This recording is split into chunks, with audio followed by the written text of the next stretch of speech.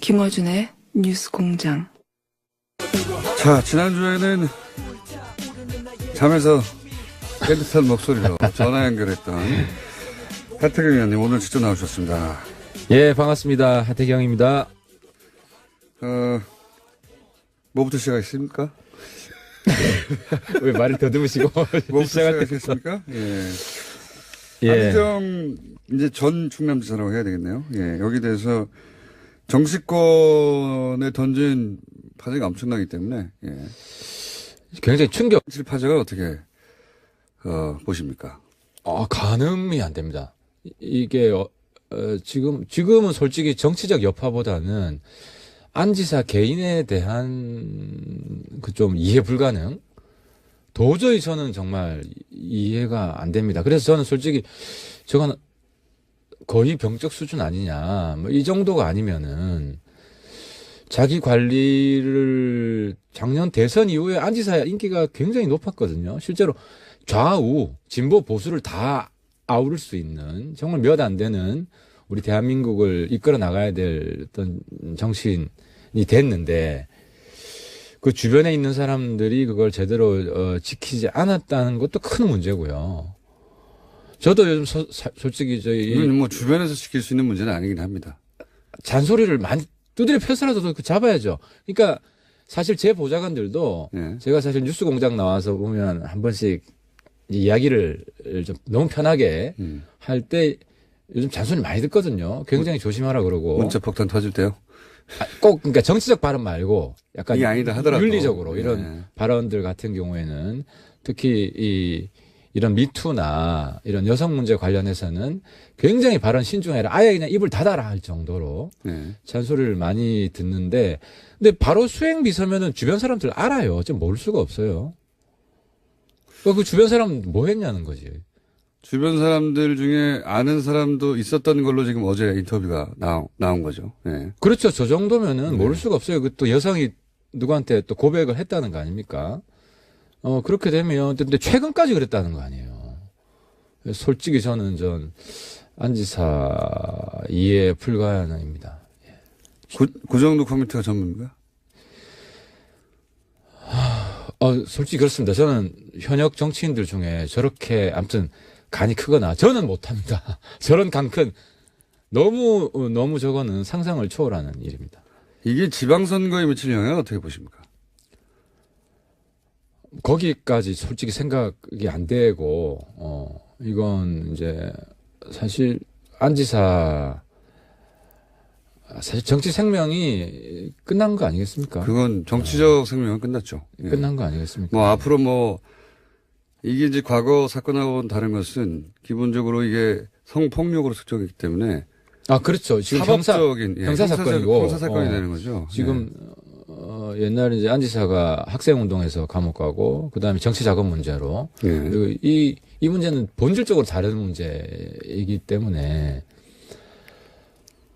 아마도 이거는 이제 그 민사적으로나 형사적으로 다툼이 있겠지만 그건 이제 자연인 안희정의 다툼이죠.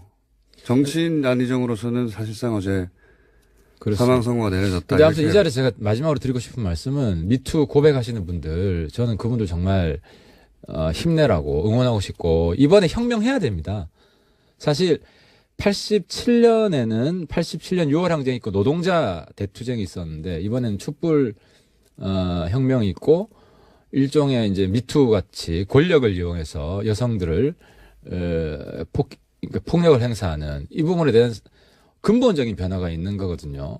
그래서 이번 기회에 대한민국이 정말 선진국이 되는 이 운동이다, 이 운동이. 그래서 여성분들 힘내시고 우리 사회 바꾸는 우리 사회를 정말 앞으로 전진시키는 위대한 역할을 하고 있다고 생각을 하고요. 예, 응원을 보냅니다. 자, 여기까지 이외에는 더 이상 사실 지방선거까지 얘기하기에는 뭐 가름이 안 되시는 거죠. 예, 그 다음에는 이제 그런 얘기가 나오겠죠. 김정은 당연히. 이야기 하시죠. 예, 예. 그런 얘기 앞으로 다음에 나올 텐데 여기서 그 뉴스 자체로 보자면 이제 사실 대북 특사단이 어제 평양을 방문해서 김정은 권력이 시작된 이래 처음으로 남쪽 인사를 만났다. 굉장히 역사적 뉴스죠, 이 뉴스도. 예. 이 뉴스는 어떻게 또 보십니까? 그러니까 제가 이제 주목했던 부분은 김정은은 원래 정상회담 하겠다고 본인이 이야기했기 때문에 예. 적극적으로 나올 거라고 어느 정도 예측을 할 수가 있었는데 그 자리에 이설주 부인이 네. 동석했다는 거거든요. 이게 그러니까 처음 만났고 바로 만났고 동석도 했고. 그렇죠. 이게 왜 특히 중요하냐면은 김정일 시대에는 어떤 공식 만남에서 퍼스트 레이디를 같이 온 적이 한 번도 없습니다. 그것도 그렇고요. 예. 그러니까 북한도 신세대 정치가 등장한 것이기도 합니다. 그러니까 신세대 정치이면서 동시에 정상국가, 정상적인 국가에는 퍼스트 레이디가 있잖아요. 예. 그러니까 이설주를 퍼스트 레이디로 김정일 시대는 사실 퍼스트 레이디는 없었어요. 김정일의 와이프는 있었지만. 예. 근데 김정은은 어쨌든 정상적인 국가로 국제사회에 대비하겠다. 그리고 자기도 다른 나라의 지도자처럼 외교 무대에 대비하겠다라고 이번에 공식 선언한 거죠. 그리고 한국을 상대로 처음 데뷔를 한 것이고, 그래서 이거는 앞으로 남북 관계가 장기적으로 보면 이제 단기적으로는 핵 문제 때문에 굉장히 큰 어려움을 겪겠지만 장기적으로는 남북 관계도 이제 냉전 시대의 그런 비정상적인 관계는 넘어선다. 새로운 단계로 간다. 그런 큰 의미가 있는 것 같습니다. 그런 메시지도 분명히 있고요. 기본적으로 자신감도 있는 것 같고요. 예. 자신감이 있죠. 지금 집권한 지 공식적으로 한 7, 8년 됐는데 네. 그 준비 기간이 또 한 2, 3년 있습니다. 네. 그러니까 거의 집권 10년 차예요. 그래서 나이는 사실 굉장히 어리죠. 한 82년생이면 지금 네. 30대 중반, 37이죠. 한국 나이로. 37인데 뭐 집권 10년 차니까 전 굉장히 세계적으로- 노련한 정치인이라고 봐야죠. 전 세계적으로 따져서 이제 마크론 대통령이 40대 초반이라고 예. 주요 국가뿐만 아니라 전 세계적으로도 가장 어린 나이라고 했지만 사실 북한으로 가면 김정은이 있습니다. 예. 훨씬 더 어린 나이에 사실은 북한 전체 물론 이게 특수한 세습이긴 하나 예. 나이로만 기준으로 보자면 왕조 시대로 보면은 예. 뭐 젊을 때 와서 통치를 그나마 잘하고 있는 북한 입장에서는 우리나라 또 오해하시면 안 됩니다. 우리나라 입장에서는 이제 핵 문제가 있지만 북한 내부 입장에서는 김정일 시대보다 훨씬 경제도 좋아지고 또 북한 입장에서는 어쨌든 핵무기를 보유해서 성과를 낸 그런 지도자라고 볼 수 있죠. 실제 그 탈북자들 이야기나 또는 북한 전문가들 이야기 들어보면 김정은 위원장이 북한에서 인기가 있다고 해요. 예. 김정일 때보다 훨씬 인기가 좋습니다. 네. 그러니까 이게 두 가지 측면인데 성과를 경제적이거나 뭐 군사적이거나 성과를 낸 측면에서는 업적이 있고 근데 또 많이 풀어졌어요. 예를 들어서 북한에 지금 핸드폰이 예. 400만 대 정도가 있습니다. 그리고 경제 상황이 우리가 생각하는 만큼 어렵지 않답니다. 예. 그 얘기도 하더라고요. 그래요. 그래서 식량이 부족하지도 않아요. 예. 그래서 이제 뭐 대북 인도적 지원을 한다고 할 때 그 부분은 과거처럼 식량이 절대적으로 부족한 것이 아니라 그냥 빈민이죠, 빈민. 양이 부족한 게 아니라 이게 경제력이 떨어지기 때문에 그래서 또 북한의 또 하나 변화가 대부분이 한국 드라마, 한국 노래 다 들어요. 이게 핸드폰이 한 400만 대 있으니까 그게 SNS는 되거든요. 국내 네. 문자는 되거든요. 물론 인터넷은 안 됩니다. 근데 국내 정보 교환은 다 되기 때문에 국민들의 의식 수준도 기대 수준도 상당히 높아져 있습니다. 그래서 이게 북한의 어떤 잠재력도 되지만 북한이 정치적으로 조금 더 변화할 수 있는 실제로 이제 김정은 시대에는 그 이전 시대보다도 뭐 예를 들어 우상화도 조금 완화됐어요. 예를 들어 외교관들 뺏지 않더라도 예. 된다라고 김정은 지시한 적도 있고. 김정은 위원장이 어릴 때부터 기본적으로 해외에서 살았어요. 교육도 거기서. 그렇죠. 예. 김여정도 그렇고. 예. 그래서 그 사고 방식이나 그러니까 세계가 어떻게 돌아가는지도 알고 있고 돌아와서 본인이 집권하면서 거기서 본 것이 여기 반영되는 것도 있고요. 맞습니다. 예. 대표적인 게 핸드폰이에요. 핸드폰 없는 나라는 비정상이라고 본인이 생각했기 때문에 김정일 시대와는 완전히 다르게 허용을 한 거죠. 지금 이런 이제 평가나 분석들이 자유한국당과 바른미래당이 다른 지점이다. 이건 다르죠. 다른 지점이라고 지금 말씀하실 수 있는 뭐가 다르냐면 대목이긴 한데. 대표적인 게 이제 제가 어제 아침에도 비판을 했는데 그러면 어떻게 다른지 좀 설명해 주십시오. 예를 들어 이런 겁니다. 네. 특사단이 구성돼서 북한에 올라가잖아요. 네. 비핵화 문제를 꺼낼 거지만 어려운 상대죠. 네. 예를 들어 축구로 치면 굉장히 강적과 싸우러 가는 거예요. 네, 싸워서 이기기 힘든 혹은 승부가 나기도 힘든. 그렇죠. 뭐, 이기기 네. 힘든. 그건 맞을 수가 있어요. 네. 근데 문제는 그렇다고 해서 너 가서 싸우기도 힘든데 가지 마. 뭐 저쪽에 승리만 안겨주고 올 거냐. 네. 이런 게 예를 들어 어제 대변인 성명 보니까 북핵 축하사절단 간다. 이렇게 야유를 보내면 안 된다는 거죠. 저주하는 거 아니에요.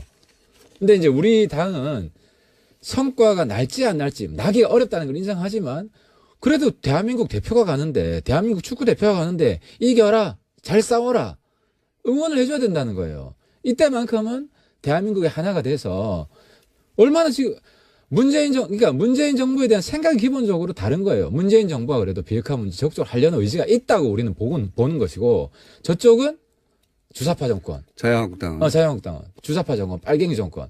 핵을 인정하려고 하고 뭐 이런 식으로만 생각을 하는 거예요. 북한 좋게만 하려고 한다. 이게 이런 태도가 근본적으로 다르게 나타나는 거죠.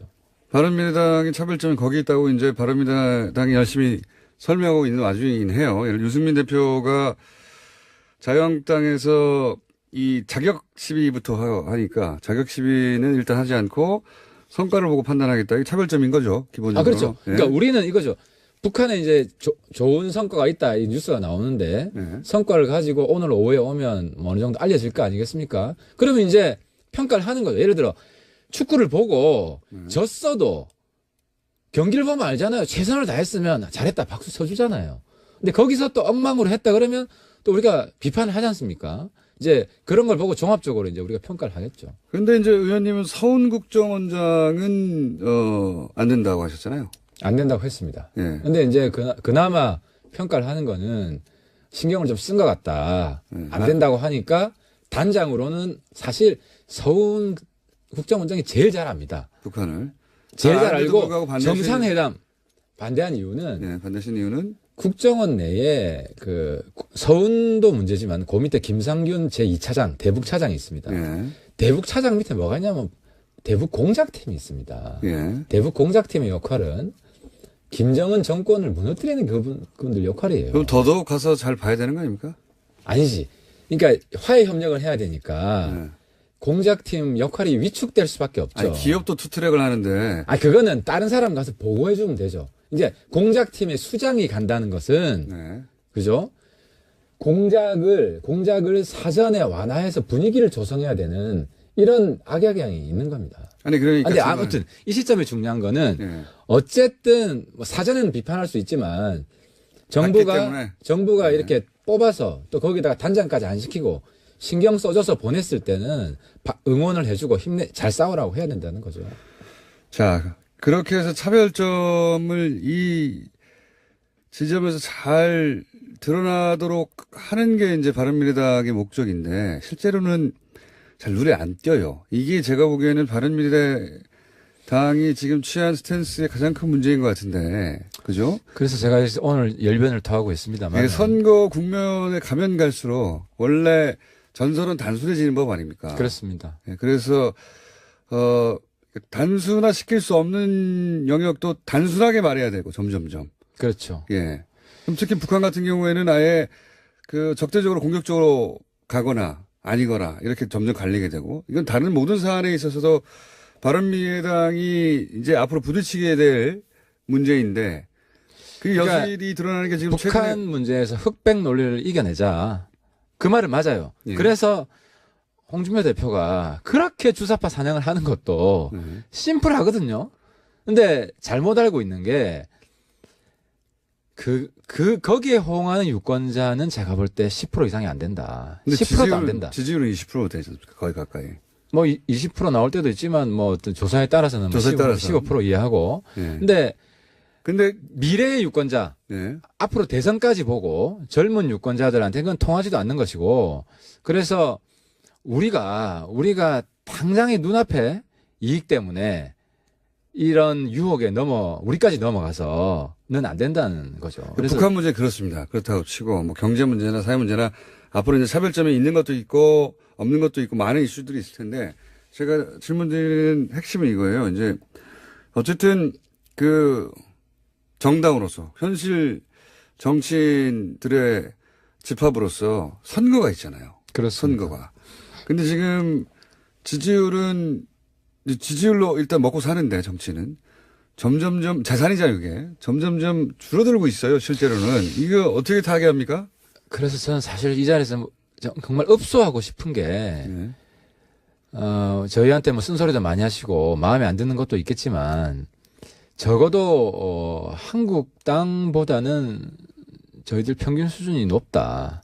그리고 평균. 한국당하고 민주당, 낮은 쪽은 뭡니까? 그러니까 한국당이 야당을 주도하는 이런 전국으로 가면 대한민국 진보가 없습니다. 우리도 물론 여당한테 쓴소리 하지만 잘한 건 잘했다고 하고 같이 대한민국이 힘을 합쳐야 될 때는 힘을 합치는. 근데 한국당은 대한민국이 하나가 돼야 될 때 하긴 요번에 뭐 홍준표 대표 칭찬 한마디 할게요.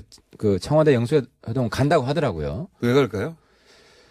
이번에도 안 다 가면 거절했다가? 이번에도 안 가면 제가 그때 얘기했지만 주적이 되죠. 대한민국이 주적이 되죠. 특히 안보 문제에 있어서 이렇게 독고다이로 계속 놀면 독고다이. 예, 진짜로 독고다이 평생 독고다이 됩니다. 네. 그게 근데 별명이긴 합니다만. 예. 근데 그거를 홍준표 대표가 나름대로 정치적 감각이 있기 때문에 뭐 그런 건 잘한 것 같아요. 근데 우리는 안정적으로 대한민국의 안보도 같이 힘을 합치고 또 쓴소리해서 말릴 건 말리고 이런 역할을 수행을 할 거다. 이게 여당한테도 훨씬 좋고 우리 정부한테도 좋다. 이런 걸 읍소하고 싶은 거죠. 지지율은 어떻게 끌어올립니까? 그러니까 이런 노력이 꾸준히 돼야 되고. 근데 아무튼 지지율 유혹 때문에 그건 알겠어요. 예, 뭐 그러진 않을 겁니다. 네. 그 지지율 유혹 때문에 그 스탠스. 그러니까 장렬하게 전사하는 한이 있더라도 전사하면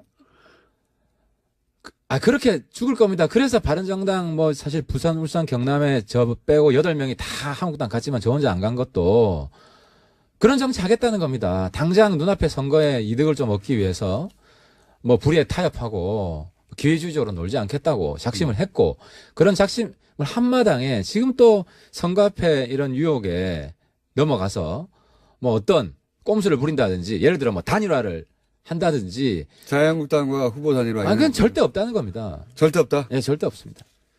그러니까 야합은 절대로 안 한다. 선거 연대도 없다. 선거연대 절대 안 합니다. 그러니까 한국 민주당은 그렇습니다. 견제 대상이지만 공존할 수 있는 대상이지만 한국당은 공존할 수 없는 대상이다. 청산을 해야 된다. 대한민국 미래를 위해서. 그 입장은 확고하다는 겁니다. 그래야 이제 바른미래당이 그걸 차지하니까요. 그렇죠. 우리가 그게 책임감입니다. 정치인으로서 다른 책임감은 저 사람들한테 맡기면 대한민국이 망한다라는 걸 눈으로 봤기 때문에 체험했기 때문에 절박한 겁니다. 목표 의식은 알겠어요. 현실적으로 어떻게 도달하는가의 제 질문인데. 그러니까 제가 패할 수도 있지만 네. 아름답게 패배하고 싶다. 비겁하게 이기기 위해서 꼼수를 부리다가 뭐 그렇게 조금이라도 작은 이익을 위해서 큰 대의를 우리가 버리진 않겠다. 이게 바른미래당의 정신이라는 거예요. 바른미래당의 탄생 자체가 그걸 목표로 한 거잖아요. 근데 그렇습니다. 실제로 그 목표로부터 멀어지니까 자꾸 이 질문을 할 수밖에 없는 단기적으로는 그렇지만은 아직 시간이 조금 있기 때문에 안철수 대표는 그러면 전 대표는 서울시장에 출마하는 것으로 굳혀지고 있습니까? 당내에서는 두 가지 의견이 있습니다. 이제 서울시장 출마론도 있고 그 또 하나는 우리가 한국당 없애는 게 목표이기 때문에 한국당의 본고지로 들어가서 한번 화끈하게 붙어라. TK. 영남 출마론. TK로. 예, TK나 부산, PK. 예, 부산이야 되고. 네. 그래서 홍준표 이건 좀 그런 거야. 아무튼 홍준표 목을 대표의- 따라. 홍준표 목을 그걸 따라. 그러니까 홍준표 정치를 끝내라. 정치 인생을 끝내야 된다. 안철수가 그런 역할을 하는 지금 내부에 두 가지 의견이 있는데 이 안철수 부분이 전 대표가 TK에 가서 TK나 PK 영남 TK에 가서 이길 가능성이 서울보다는 높다고 보세요? 이기는 것보다 명분이 중요한데 지금 안 대표나 우리 당이 명분이 어느 쪽이 더 큰가? 큰가가 더 중요하다는 의견도 있고 그런데 대권 후보인데 서울 나가야 되는 거 아니냐 그러니까 이런 의견도 있고 이기지는 못한다고 보시는 거네요. 당내에서도. 최선을 다해야 된다고 보는 거죠. 근데 그 정신이 국민들한테 전달이 되면 이길 수 있다고 보는 거죠. 오세훈 시장을 영입한다. 거꾸로 탈당했는데 이런 얘기도 나오는데 이건 그냥 한국당이 바른미래당이 영입한다? 그렇죠. 자유한국당이 바른미래당을 탈당한 오세훈 전 서울시장을 영입한다. 이런 설들이 돌아요. 이건 혹시 들어보신 적 있죠? 영입하고 싶겠죠. 지금 올드맨 안 갑니까? 근데 오세훈 시장은 어쨌든 서울시장 다시는 안 나갑니다. 그런 또 똑같은 실수를 저는 2번 반복 안 할 거라고 생각을 합니다. 제주도는 어떻게 됩니까? 제주도요. 원지사님. 네. 원지사님은 어쨌든 뭐 제 바람은 그냥 이 길로 쭉 가셔서 승부를 보시는 게 원지사님. 아직 탈당 안 하셨죠? 지금 바른미래당이 있습니다. 그렇죠. 예, 탈당 안 하셨는데 그렇다고 이 통합에 찬성하는 건 아니라고 말씀을 하셨고, 근데 지금 어느 쪽으로 결정될지 모르는데 혹시 들으신 이야기는 없고요? 아직 없습니다. 예. 이 당적을 유지한 채 끝까지 갈 수도 있다고 보십니까? 네, 원지사님은 뭐 현명하게 판단할 거라고 보고 저희들도 계속 뭐 정성을 다하고 있습니다. 근데 원지사님 미래를 생각하면 네. 이렇게 해서 이제 당선이 되시는 게 가장 바른미래당 소속으로 당선이 되는 그렇습니다. 게 가장 국민들한테 박수를 받을 겁니다. 또 이 상황에서 당적을 옮겨서 당선되기 위해서 어떤 꼼수를 피운다. 딴 거 아니거든요. 1대1 구도를 만들기 위해서 자기가 무소속으로 나가고 다 출마시키지 마라. 후보 내지 마라. 바른미래당이든 한국당이든 이런 꼼수를 생각할 수 있지 않습니까? 근데 그런 꼼수를 피는 순간 국민들이 다 알아요. 그게 꼼수가 아니죠. 만약에 의원님 기준으로 하자면 바른미래당의 통합에는 찬성하지 않기 때문에 자기 원칙을 지키는 거죠. 그러니까 무소속으로 나가면 우리가 후보를 안 낼 수가 없다는 걸 원지사님도 잘 아실 겁니다. 그러니까 제 말은 꼼수는 아니라는 겁니다. 원희룡 지사가 이 통합에는 반대한다고 말을 했으니 불리하더라도 원칙대로 하면 최소한 탈당을 해야 되는 건데. 통합에 반대는 아니고 통합에 진행되고 있는 게 자기 마음에 썩 들진 않는다. 뭐 이런 표현을 썼는데 뭐 저도 지금 당내 상황이 뭐 썩 마음에 들지는 않습니다만은 이게 주체적인 의식을 가져야죠. 자, 이슈들이 많으니까 지난주는 짧게 넘어가가지고 이제 짧게 여쭤보자면 평화당이라고 지금 약칭해서 불러달라고 하던데 정의당하고 공동교섭단체 제안했잖아요. 예. 공식적으로 제안했습니다. 물론 이제 정의당이 제안을 어떻게 받을지의 문제는 남아 있는데 적어도 평화당을 원한다는 거죠, 공식적으로. 평화당은 당연히 원하겠죠. 예. 뭐 평화당은 처음에는 반대하는 분들이 내부적으로 있었는데 지금은 이제 공식적으로 제안했는데 정의당이 물론 정의당이 결정할 일입니다. 많은 정치든 다 다른 당 논평도 하니까 받아들여야 된다고 보십니까? 아니면 정의당이 제 옆자리에 쭉 앉아가지고 국회에서 이야기를 참 많이 했습니다. 그리고 네. 이정미 대표 같은 상임위에 있어서 또 뭐 여러 자리에서 이야기를 많이 했고 제가 정의당 분들한테 사실 같은 운동권 출신이기 때문에 네. 그 순결주의를 좀 깨라. 하라고 그렇죠. 권하셨어요? 그러니까 제가 이제 그분들한테 권했던 거는 오래전부터 권했던 거는 민주당하고 차라리 합당을 해라. 정의당에게? 정의당에게. 그거는 뭐 정의당을 모욕하는. 아니, 얘기죠. 모욕하는 게 아니고요. 민주당 내에도 정의당하고 똑같은 색깔의 분들이 꽤 있습니다. 아니, 색깔이 비슷한 부분도 있죠. 다른 부분도 그러니까 있고. 예. 민주당 자체가 안에서도 좌우 내부에 그거는 바른미래당한테 있고. 자유한국당 빨리 통합하지 뭐 하냐고 똑같은 그건 거예요. 다르죠. 뭐 이건 자기들은 다르고. 한국당은 역사적으로 이제 없어져야 될 대상이고 이 민주당은 사실 정의당이 지금도 공동 여당이거든요. 내용적으로. 이런 상황에서 아니, 비판할 때도 있죠. 후보들에 대해서. 그건 안에서 비판해도 된다는 거죠. 그러니까 민주당 안에 들어가서 어떤 정의당 블록을 형성해서 아니 정의당이 저렇게 있으니까 노회찬 심상정만 국회의원 되고 다른 사람은 계속 그 총알바지만 하고 있는 거 아니에요. 그러니까 정의당 전체적으로 크기 위해서는 그렇게 현실론을 얘기하면서 바른미래당은 자유한국당하고 안 합쳐요. 왜? 그래서 제 말은 민주당과 예. 한국당은 적폐에서 없어져야 될 대상이고 민주당은 성격이 다르죠. 알겠습니다. 알겠는데. 그래서 민평당과 교섭단체를 할 거면 차라리 민주당과 합당을 하는 게 이게 대로를 가는 것이다. 네. 대도 무문을 가는 것이고. 그건 정의당 국회의원이나 정의당의 당원들에게 당분간은 근처에 안 가시는 게 좋겠어요. 아니 저는 정의당 안에도 한번 얻어받으시고. 안에도 그러니까 과거로 치면은 네. 운동권 안에 약간 독자파가 있고 연대파. 네. 옛날 전문 용어로 하면 독자파는 주로 PD 계열이고 연대를 잘하는 사람이 NL 계열인데. 그건 이름은 다르지만, 어느 정당에는 있죠. 그러니까 자강파와 연대파가 예, 있으면 정의당 비둘기와 내에 매파도 있고 언제나. 연대파가 많이 들어갔죠. 그래서 정의당 내에서도 제 이야기에 공감하시는 분들이 꽤 될 거라고 생각합니다. 공동교섭단체는 당이 정체성을 유지하면서 경우에 따라 같이 투표 임할 수도 있고 또는 뭐 전설을 세울 수도 있고 또 다른 경우에는 분명히 달리 할 수도 저는 있는 거다. 정의당 보고 예. 민주당과 합당이 뭐 불만이 있으면은 그거라도 하라고 하고 싶어요. 그러니까 제가 정의당이면 합니다. 그렇게 해서 교섭단체로 더 커져야. 근데 이제 문제는 지금 시기가 원내 일이 별로 없다는 거예요. 그래서 더더욱이 고민이 될 겁니다. 제 말은 그래서 더더욱이 이럴 때 해둬야 되는 게 아니냐 한다면. 아니 지방선거 이후에는 원내 일이 이게 선거연대를 합의하는 게 아니고 네. 교섭단체잖아요. 그러니까요. 그러니까 정의당 입장에서는 이게 선거에 도움이 되느냐 안 되느냐를 판단을 할 텐데 민평당과 교섭단체가 저는 선거에는 도움이 안 될 거라고 생각합니다. 하지만 선거로 생각하지 말라면서요. 아니 정의당 입장에서 당장의 선거니까 그러니까 교섭단체는 선거 이후에 해도 늦지 않다. 지금 뭐 원내 국회 일이 거의 끝난 상태이기 때문에. 자, 오늘 많은 사안들을 거론했어요. 많은 사안들. 그중에서 몇몇 사안은 당사자들이 와서 박치기 할 수도 있습니다. 저는 이 부분 실제로 논쟁을 합니다. 술자리에서도 논쟁을 하고 정의당 분들하고. 예. 자, 이것이 바른미래당 지난주를 대충 건너뛰었던 그래서 2주를 몰아서 최근의 이슈에 대해서 논평한 하태경 최고위원의 의견이었습니다. 다 하셨죠? 네, 다 했습니다. 예. 네. 아무튼 마음이 무겁습니다. 안지 사건 때문에 무겁고 정치인들이 어쨌든 미투 절대적으로 응원하고 연대하는 위드유 운동이라고 그러죠. 아무튼 저희들도 최선을 다하겠습니다. 하태경 최고위원이었습니다. 예, 감사합니다.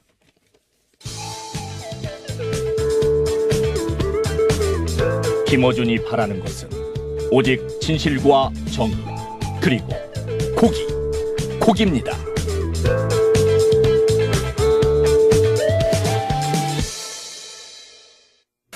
오늘 준비한 인터뷰는 최근에 나온 뉴스인데 워낙 큰 뉴스들이 많아서 묻혔습니다. 사실은 엄청난 돈이 들어간 그리고 자원외교와 관련된 굉장히 큰 뉴스가 나왔는데 묻힌 것 같아서 저희가 다시 거론합니다. 멕시코 볼레오 광산 등등 광산에 막대한 돈을 쏟아부었죠. 그리고 대부분 손실을 입었던 광물자원공사가 드디어 문을 닫게 되는 수순에 들어갔다. 굉장히 큰 뉴스죠. 예. 엄청나게 큰 뉴스인데 묻히고 있습니다. 자, 그 이유가 뭔지, 해법이 뭔지, 앞으로 밝혀야 될 게 뭔지, 산자부 자원개발 문제를 지금 담당해서 혁신 과제를 연구하고 계신 TF 위원, 한신대학교 고기영 교수님 전화 연결해보겠습니다. 안녕하십니까? 안녕하세요. 예. 워낙 어려운 주제라 스튜디오에서 같이 얘기해야 되는데 또 길이 좀 막히셨다고요? 예. 예. 지각 고기영 교수님으로 일단 불러드리고요. 교수님은 잠깐 소개를 드리면 진작부터 이제 MB의 비용이라는 책으로 이 자원외교 부분을 집중적으로 연구를 하셨죠. 오래되신 겁니다. 그죠? 한 2년쯤 됐네요. 네. 자원외교만 따로 떼어서 교수님이 뭐 2년 이상 연구한 지금은 아예 이제 산자부 TF에 들어가 계신데 그 전에 학문적인 관점에서 접근해서 자원외교의 손실액을 추정했던 그 기준으로 보자면 얼마 정도 지금 뭐 액수가 너무 왔다 갔다 해서 20억이라고 하기도 하고 10억이라고 하고 30억이라고 하기도 하고 30조 뭐 예. 10조 뭐 20조 여러 가지 얘기가 나옵니다만 예. 교수님 기준으로는 일단 손실액을 얼마 정도 추정하십니까? 누적 손실액이요. 공사 3사만 기준을 해서 공사 3사라고 하면 석유공사, 가스공사, 광물자원공사를 말하는데요. 한 12조에서 한 15조 정도가 손실이 난 것 같아요. 12조에서 15조. 예. 하하. 자, 이제 구체적으로 좀 들어가 보겠습니다. 우선 예. 활동하고 계신 해외자원개발혁신 TF 여기 뭐 하는 곳입니까? 어떤 일을 합니까? 뭐 아시다시피 우리 공사들이 무분별하게 해외 자원 개발을 한답시고 돈을 투자했다가 크게 손해를 봤잖아요. 네. 그동안에는 그거를 공사 자체적으로 정리를 하도록 유도를 해왔는데 예. 이게 지금쯤 와서 보니 도무지 공사에게 맡겨서는 안 될 것 같아서 이거를 총 점검하고 실태 파악을 해서 그거에 대한 원인도 찾아내고 그리고 대안도 만들어내자는 취지에서 만들어진 음. 제품입니다. 그러니까 자체적으로 스스로 문제를 해결할 능력은 이제 없다고 보고 예. 외부의 전문가들이 투입된 거죠. 이 문제 해결하기 위해서. 민간 전문가 중심으로 해서 음. 세 개 분야가 돼 있는데 가스, 그다음에 광물 자원, 그다음 석유 해서 민간 위원들이 모여서 정말 실태가 뭔지, 뭐가 문제인지, 그리고 이걸 어떻게 해결하면 좋을지를 논의해 달라. 그리고 그 안을 달라 해서 만들어진 겁니다. 그렇군요. 지금 활동하신 기간이 얼마입니까? 얼마 안 됐어요. 작년 12월 달에 발족을 했으니까 이제 한 3개월쯤 됐네요. 그렇군요. 예. 지금은 그러면 광물자원공사를 폐지하자, 폐업하자, 혹은 문을 닫게 하자, 뭐라고 표현해야 될지 모르겠는데 이게 이제 일종의 중간 결과가 나온 겁니까? 광물자원공사에 한해? 중간 결과이기도 하고요. 긴급 예. 결과인데 예. 광물자원공사가 지금 올 봄에 5월 달에 5억 달러를 갚아야 돼요. 5억 달러를. 예. 근데 지금 우리한테는 5천억쯤 되는데요. 예. 광물자원공사가 돈이 한 푼도 없거든요. 공사가 돈이 한 푼도 없어요. 없다는 게 정말, 예. 예. 그래서 그 돈을 갚기 위해서는 빚을 갚기 위해서는 다시 빚을 내야 되는데 예. 빚을 내기가 곤란해졌어요.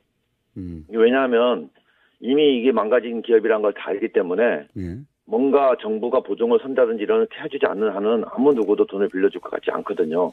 그렇겠죠, 당연히. 예. 그렇게 되면은 광물자원공사는 이제 도산에 할 수밖에 없어요. 예. 그때 빠지게 되는데 예. 이게 지금 미칠 파장이 너무 크기 때문에 예. 긴급 회의를 한 거죠. 예. 그래서- 이대로 계속 두어서는 이제 더 커진다, 일이. 예. 예, 이게 디폴트가 됐을 때 파장이 더 크거든요. 우리나라 전체 신용대에 미치는 영향이라든지 다른 공기업에 미치는 영향이 너무 커서 정부 공사니까요. 예. 예. 그래서 긴급 회의를 해서 우선은 이 문제 어떻게 처리할 것인가 네. 이런 거를 어제 논의했었죠. 그래서 결국은 이제 어떻게 된다는 겁니까? 이제 권고 방안이 구체적으로 어떻게 되는 겁니까? 권고 방안은 뭐 좀 반대 의견도 있고 했었는데요. 네. 우선 자체적으로 문제를 풀 수는 없어요. 네. 돈을 빌릴 수도 없고 다른 방법도 없고 그렇다고 정부가 무작정 우리가 다 책임져 주겠다고 할 수도 없고요. 무조건 계속 들어가는 거니까요, 이게는. 그죠? 그럼요, 예. 네. 그래서 생각해낸 방법이 비슷한 성격의 기타 정부 기관하고 예. 통합을 해서 아하. 가자. 그리고 그 과정에서 광물공사 갖고 있는 문제들을 털어서 가자. 이런 식으로 공간을 낸 거죠. 이게 유관기관하고 다 통합하고 사실상 한국 광물공사라고 하는 거는 이제 사라지는 거네요, 말하자면. 그 공고한 대로 된다면은 네. 그런 절차를 밟게 될 겁니다. 알겠습니다. 근데 이제 여기까지 이거는 지금 현재 상황에서 당장의 문제를 어떻게 해결할까 하는 차원에서 연구하다가 이제 할 수 없다.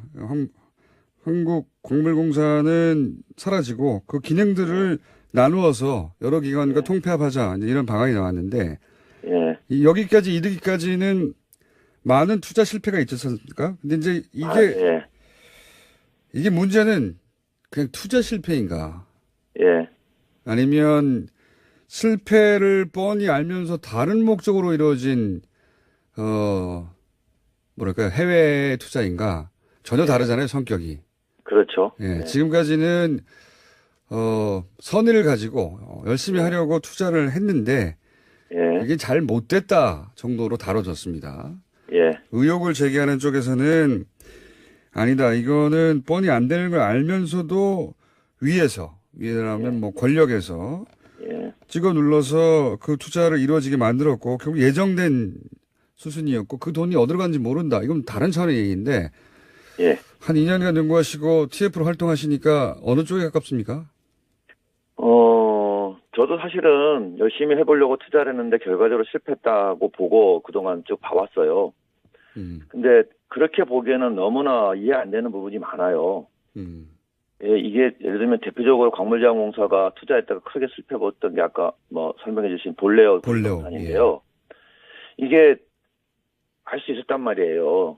처음부터 대규모 투자를 했던 게 아니고 소액을 가지고 투자를 했었는데 서면. 예. 중간에 그 볼레오 광산의 대주주였던 바하 마이닝이라는 캐나다 회사가 캐나다에서. 부산 선언을 해버리거든요. 우리 못하겠다. 네. 웬일인지 거기서 갑자기 광물자원공사가 100마탄 기사가 돼가지고 예. 니네 것까지 우리가 다 책임지고 감화하면서 대규모 투자에 들어가요. 그러니까 정상적이라면 그 회사가 못하겠다고 넘어지면 아 이거 위험하고라고 빠져야 되는데 그렇죠. 예, 그게 매우 네. 정상적인 반응인데 예. 거꾸로 여기서부터 대규모 투자가 시작된다고요? 예. 예.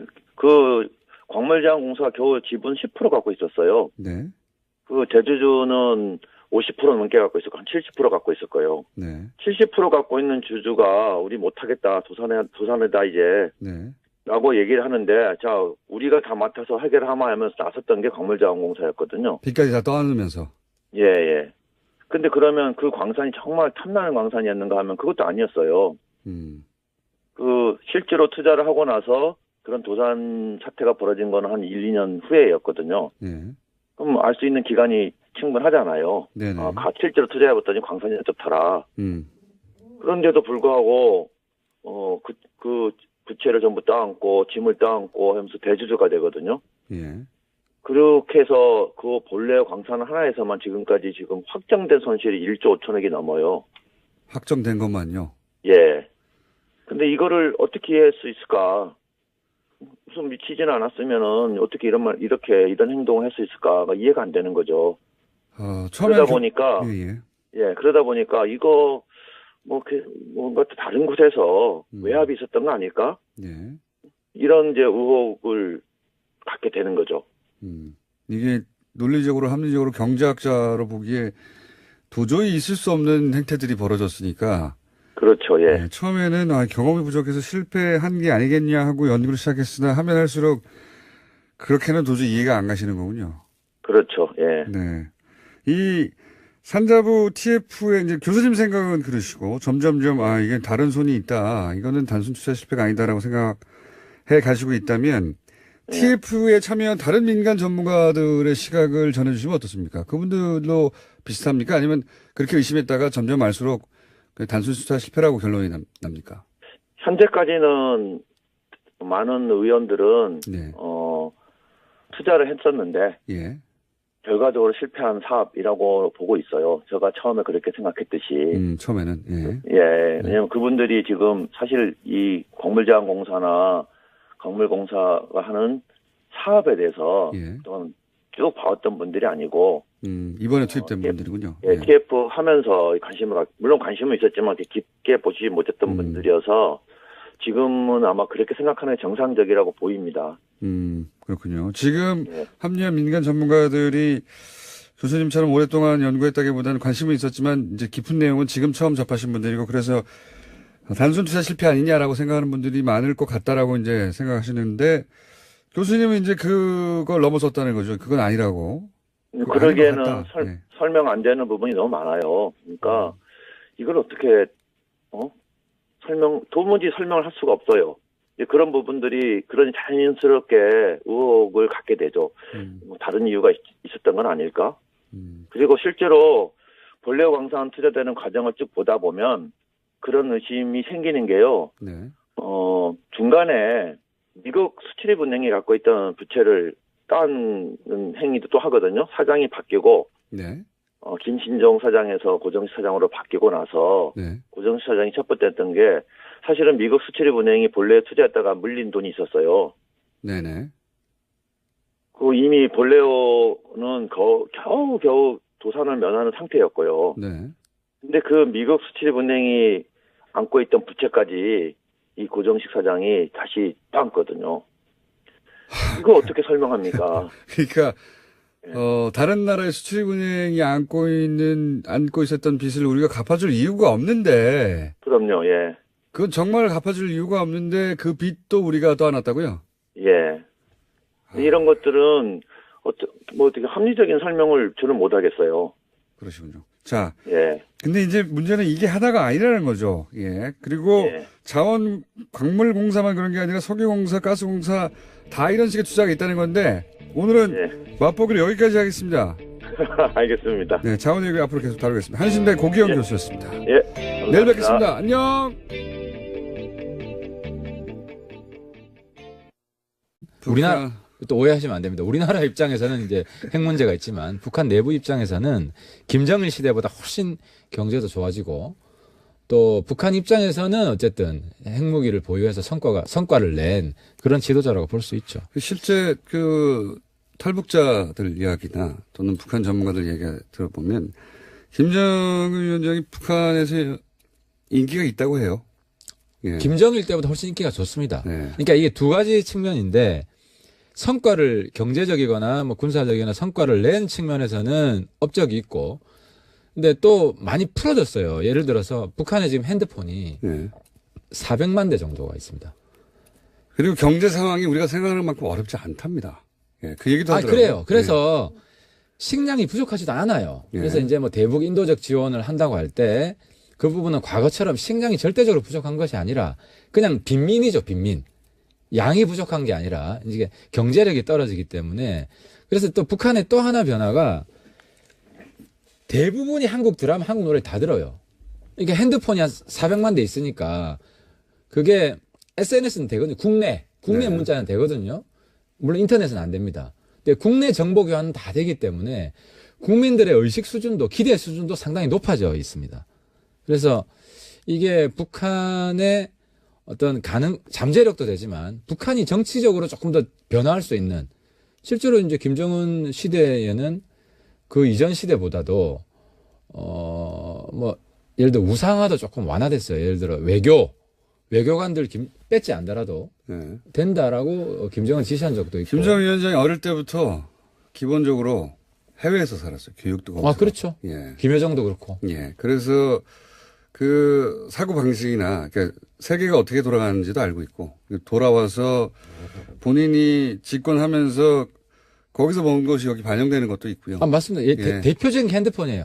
핸드폰 없는 나라는 비정상이라고 본인이 생각했기 때문에 김정일 시대와는 완전히 다르게 허용을 한 거죠. 지금 이런 이제 평가나 분석들이 자유한국당과 바른미래당이 다른 지점이다. 이건 다르죠. 다른 지점이라고 지금 말씀하실 수 있는 뭐가 다르냐면 대목이긴 한데. 대표적인 게 이제 제가 어제 아침에도 이제 비판을 했는데 그러면 어떻게 다른지 좀 설명해 주십시오. 예를 들어 이런 겁니다. 네. 특사단이 구성 김어준의 뉴스 공장. 자, 지난주에는 잠에서 깨끗한 목소리로 전화 연결했던 하태경 의원님 오늘 직접 나오셨습니다. 예, 반갑습니다. 하태경입니다. 뭐부터 시작하겠습니까? 왜 말을 더듬으시고 뭐부터 시작할 때 시작하겠습니까? 예. 예. 한희정 이제 전 충남지사라고 해야 되겠네요. 예. 여기 대해서 정치권에 던진 파장이 엄청나기 때문에 예. 굉장히 충격. 파장을 어떻게 보십니까? 가늠이 안 됩니다. 이게 지금은 솔직히 정치적 여파보다는 안 지사 개인에 대한 그 좀 이해 불가능. 도저히 저는 정말 이해가 안 됩니다. 그래서 저는 솔직히 저건 거의 병적 수준 아니냐. 뭐 이 정도가 아니면은 자기 관리를 작년 대선 이후에 안 지사 인기가 굉장히 높았거든요. 실제로 좌우, 진보, 보수를 다 아우를 수 있는 정말 몇 안 되는 우리 대한민국을 이끌어 나가야 될 어떤 정치인이 됐는데 그 주변에 있는 사람들이 그걸 제대로 지키지 않았다는 것도 큰 문제고요. 저도 요즘 솔직히 이건 뭐 주변에서 지킬 수 있는 문제는 아니긴 합니다. 잔소리를 많이 두드려 펴서라도 잡아야죠. 그러니까 사실 제 보좌관들도 예. 제가 사실 뉴스 공장 나와서 보면 한 번씩 이야기를 좀 너무 편하게 할 때 요즘 잔소리 많이 듣거든요. 굉장히 조심하라 그러고. 문자 폭탄 터질 때요?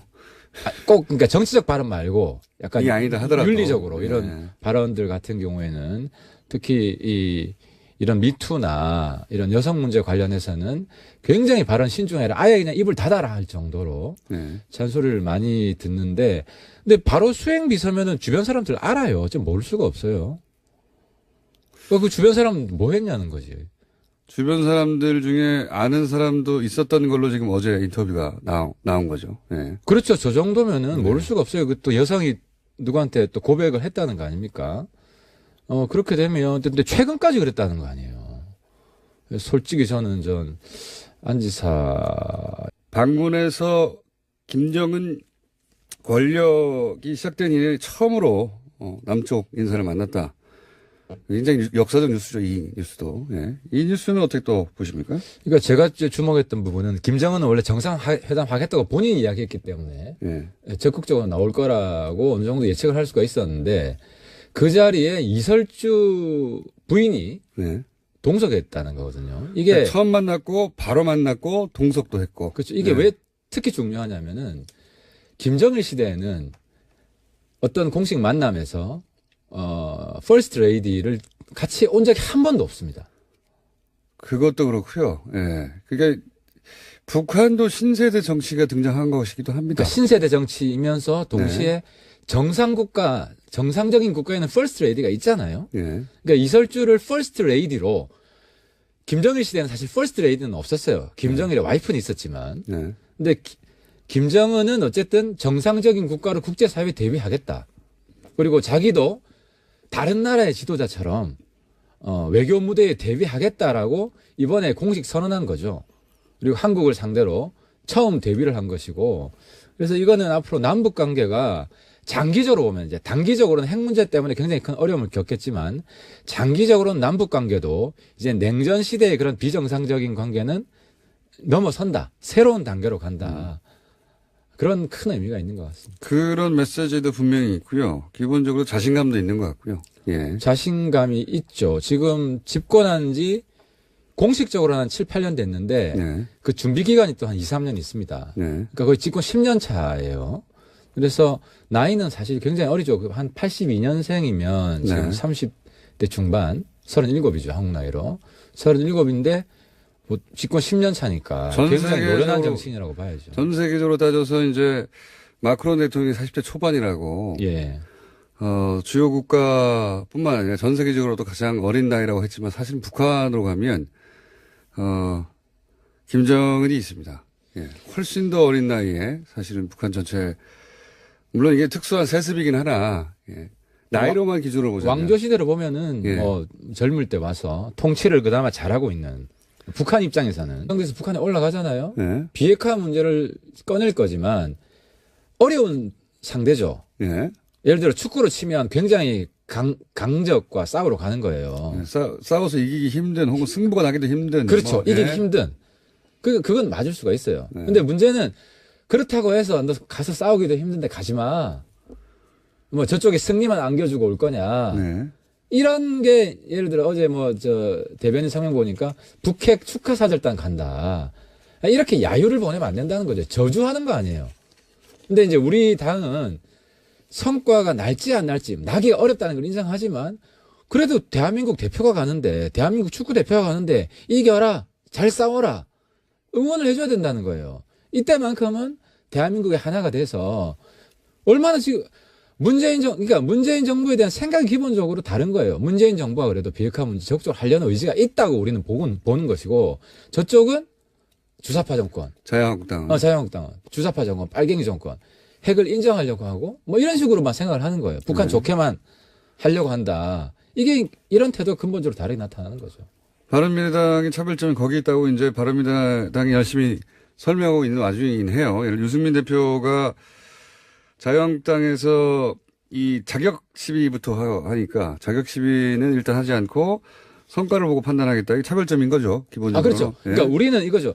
북한에 이제 좋은 성과가 있다. 이 뉴스가 나오는데 예. 성과를 가지고 오늘 오후에 오면 뭐 어느 정도 알려질 거 아니겠습니까? 그러면 이제 평가를 하는 거죠. 예를 들어 축구를 보고 졌어도 경기를 보면 알잖아요. 최선을 다했으면 잘했다 박수 쳐주잖아요.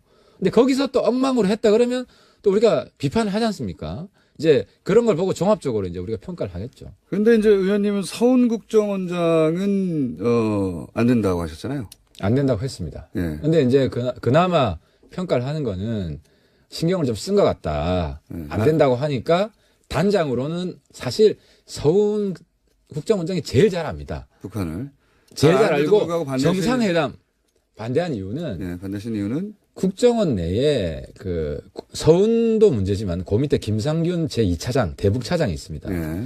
대북 차장 밑에 뭐가 있냐면 대북 공작팀이 있습니다. 예. 대북 이해 불가능입니다. 그 정도 커뮤니티가 전문가? 솔직히 그렇습니다. 저는 현역 정치인들 중에 저렇게 아무튼 간이 크거나 저는 못합니다. 저런 간 큰 너무 저거는 상상을 초월하는 일입니다. 이게 지방선거에 미칠 영향은 어떻게 보십니까? 거기까지 솔직히 생각이 안 되고 이건 이제 사실 안 지사 사실 정치 생명이 끝난 거 아니겠습니까? 그건 정치적 생명은 끝났죠. 예. 끝난 거 아니겠습니까? 뭐 앞으로 뭐 이게 이제 과거 사건하고는 다른 것은 기본적으로 이게 성폭력으로 특정이기 때문에 그렇죠. 지금 사법적인 형사 사건이고 형사 사건이 되는 거죠. 지금 옛날에 이제 안 지사가 학생운동에서 감옥 가고 그다음에 정치 자금 문제로 예. 그리고 이 문제는 본질적으로 다른 문제이기 때문에 아마도 이거는 이제 그 민사적으로나 형사적으로 다툼이 있겠지만 그건 이제 자연인 안희정의 다툼이죠.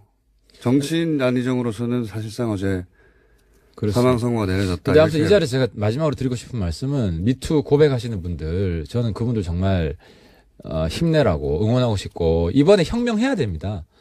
사실 87년에는 87년 6월 항쟁이 있고 노동자 대투쟁이 있었는데 이번에는 촛불 혁명이 있고 일종의 이제 미투 같이 권력을 이용해서 여성들을 그러니까 폭력을 행사하는 이 부분에 대한 근본적인 변화가 있는 거거든요. 그래서 이번 기회에 대한민국이 정말 선진국이 되는 이 운동이다, 이 운동이. 그래서 여성분들 힘내시고 우리 사회 바꾸는 우리 사회를 정말 앞으로 전진시키는 위대한 역할을 하고 있다고 생각을 하고요. 예, 응원을 보냅니다. 자, 여기까지 이외에는 더 이상 사실 지방선거까지 얘기하기에는 뭐 가름이 안 되시는 거죠. 예, 그 다음에는 이제 그런 얘기가 나오겠죠. 김정은 당연히. 이야기 하시죠. 예, 예. 그런 얘기가 앞으로 나올 텐데 여기서 그 뉴스 자체로 보자면 이제 사실 대북 특사단이 어제 평양을